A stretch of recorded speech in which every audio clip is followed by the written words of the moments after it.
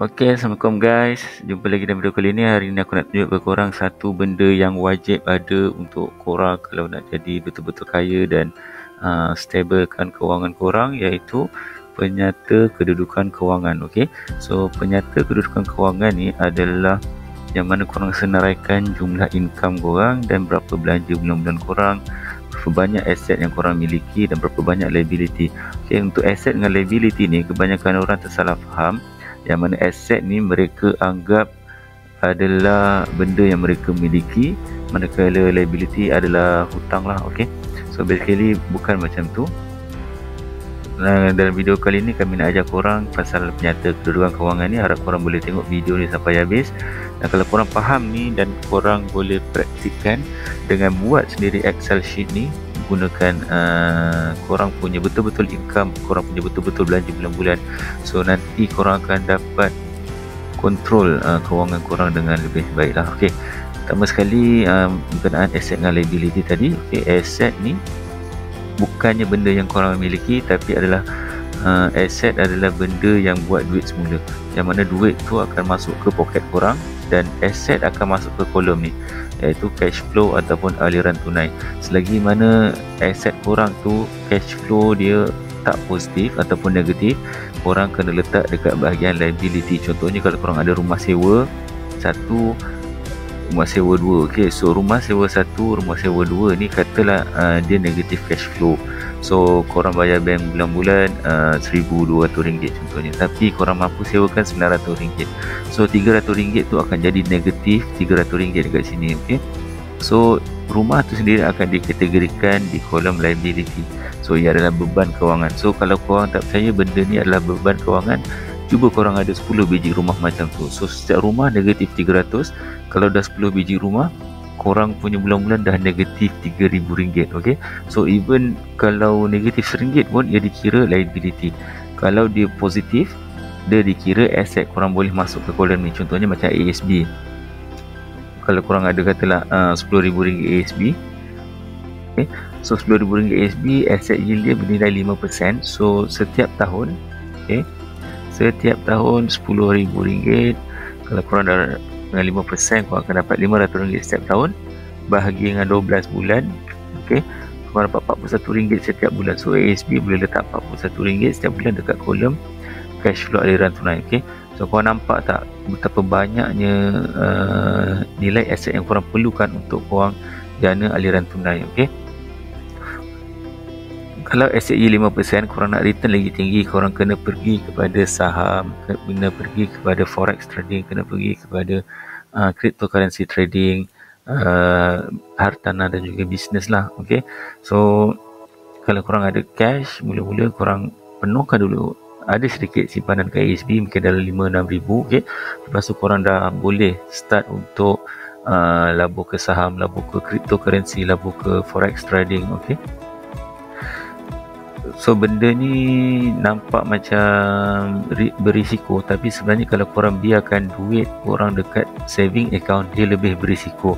Sebab return daripada saving account hanyalah dalam 1% dan ke bawah. So kalau korang ada, katalah korang ada cash RM20,000 dekat saving account, korang dalam keadaan bahaya. Sebab at least RM10,000 tu korang kena masuk ke instrumen yang boleh lawan inflasi. So inflasi 3%, so aset yield korang tu kena lebih daripada 3%. Contohnya kalau ASB 5%, okey lah. Korang letak RM10,000 sini, saving mungkin RM10,000 kat sini. Okey, contoh lah. Okay, so untuk tabung haji pun okey juga, sebab aset yield dia 6% lebih tinggi. Untuk saham bursa selalunya return setahun korang boleh dapat 20 hingga 50% lebih pun boleh. Dengan beza dari ASB ni adalah jenis ETF, Exchange Traded Fund, yang mana ASB dia akan kumpul saham-saham, kemudian dia akan track saham tu. So dia akan ambil average daripada saham-saham yang dia belilah. Okay, itu adalah Exchange Traded Fund, ETF. Okay, so tabung haji pun sama. So kalau korang nak untung lebih, korang beli saham tu secara direct dengan Bursa Malaysia, lepas tu return korang boleh jadi lebih tinggi. So sebab tu ASB boleh buat duit, sebab dia return 30%, dia bayar korang setiap tahun 5% je. So dia buat 25% return atas angin hanya guna duit orang lain. Okay, Untuk kalau korang yang lagi minat nak laburan saham ni, aku suggest korang cuba usaha beli saham dekat US. So beza saham bursa dengan saham US ni, saham bursa ni korang start beli kena RM1,000 baru korang boleh rasa profit tu lah. Untuk saham US ni korang boleh start dengan $10 sahaja guys.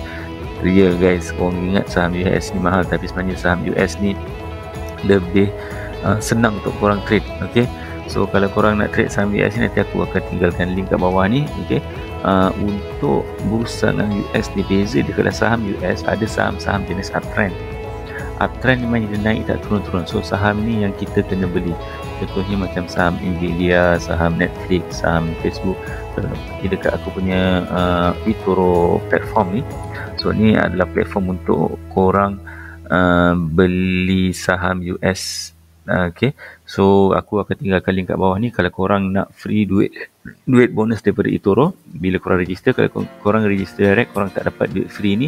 Kalau korang nak duit free bonus ni, korang boleh register ikut link kat bawah ni. Tengok link dekat description, klik link tu dan register eToro. Mudah saja. Okay, so mungkin sekarang ni aku tengah rugi sikit, tapi tak apa, sebab cara untuk trade saham US ni, kita dah tahu saham tu uptrend. Kita tengok dekat Amazon contohnya. Okay, Amazon, pergi dekat statistics, tekan max ni.